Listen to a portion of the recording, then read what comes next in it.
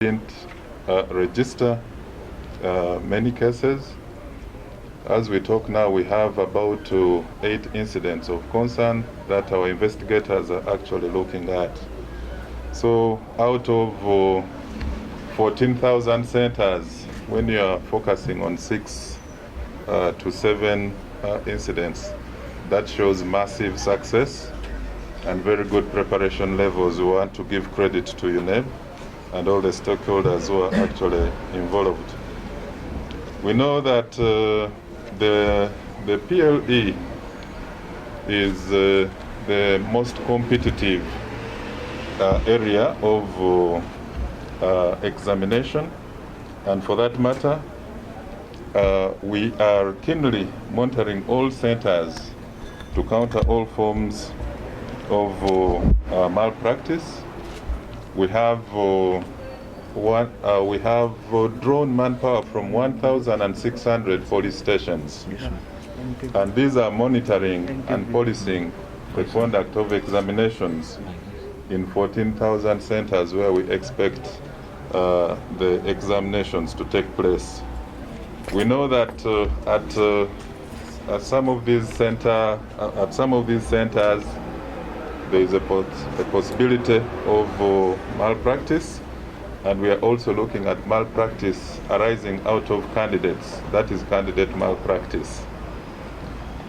So far, like I've indicated, we have been progressing well, and we want to caution all stakeholders, candidates, teachers, examination officers and invigilators, scouts, security officers against interfering with the conduct, administration, transportation, and storage of the examinations.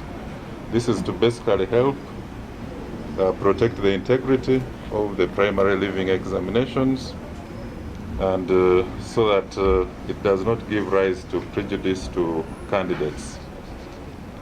Like I've indicated to you, there were only about six areas where we took interest.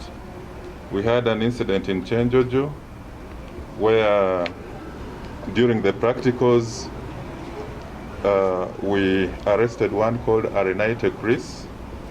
Chris was trying to alter the practicals for candidates in one of the schools in Chenjojo. I will not mention the names at this stage. Then in Mayuge, we also arrested a lady called Nampija Christine. She had refused to hand over the keys to the examination storeroom, and we noticed that she had actually misplaced them. So we had her charged for neglect of duty. And then we are actively pursuing 2 suspects, that is Opio Peter and Opio Bidal. These were actually suspected to be vending fake exams in Chitintale in Kampala. We are tracking them, and we believe that anytime our intelligence officers will lead us to the arrest of these ones. Still, in Zombo, we arrested a teacher, that is a teacher called Ofoyoru Joel, with 2 lab assistants, Ongei Edward and Aiko Francis.